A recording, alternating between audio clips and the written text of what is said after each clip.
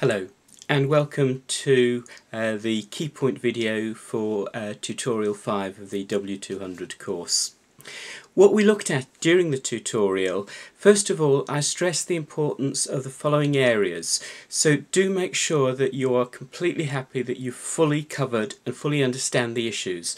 Obviously get in touch with me if there are any questions that you've got.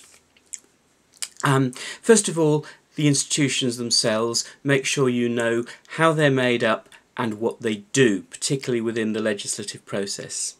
Secondly, the issue of the types of legislation that there is. Primary legislation being the treaties, and the two ones of greatest importance are the Treaty on the European Union and the Treaty on the Functioning of the European Union.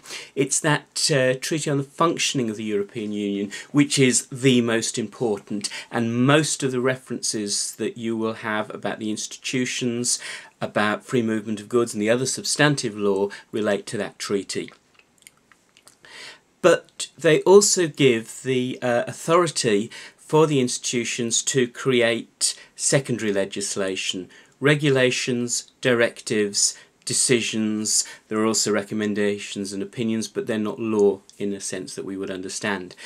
Do make sure that you know the definitions, you know what is different about each, why they're used, and as we'll see, whether something is a regulation or a directive is very important for when it comes to how you would enforce a right arising out of that legislation.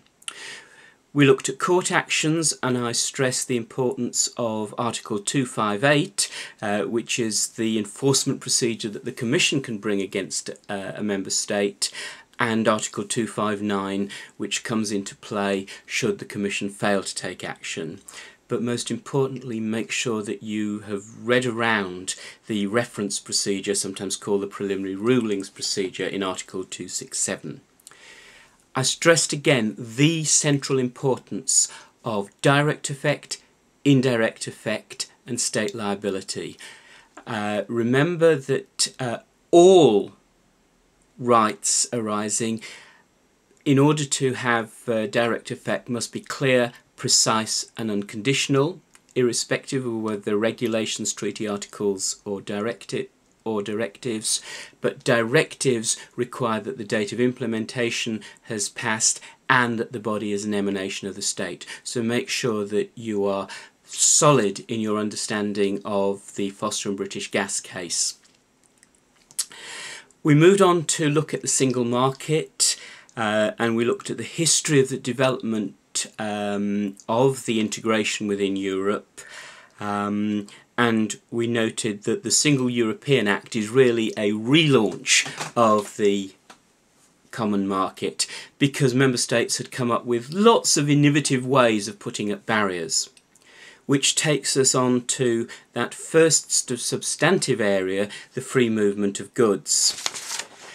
We mentioned Article 28 about customs duties being banned, but the really important articles are Article 34 and 35, which deal with quantitative restrictions, in the jargon QRs, and MEQRs, measures equivalent to quantitative restrictions. Those definitions are important. You need to know what a quantitative restriction is. It's a restriction with a figure attached. And an MEQR, look at the Dassenville formula. That really is central.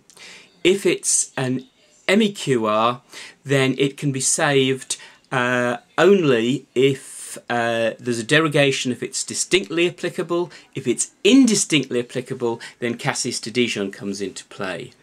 The Keck case deals with selling arrangements. It comes later and it takes some things out of MEQRs. Finally, we looked at the forthcoming TMA. Key points here are, this is a research exercise. You need to get on the internet, you need to find the cases, and do make detailed notes on your search strategy. Not for me, obviously I will look at them, but for yourself. Test out which works best, which database you find most easy to use, which search words worked, which search words gave you hundreds of cases. So though that search history is very important, but most of the answers are fairly straightforward. The information is there in the report. All you have to do is read it and put the information in. But most of the marks come either from summing up, putting in your own words in a précis form the key point. Similarly, it asks you to explain. Now, in all these, imagine that you're writing for somebody who's intelligent but isn't a professional lawyer. So explain as you would to a friend.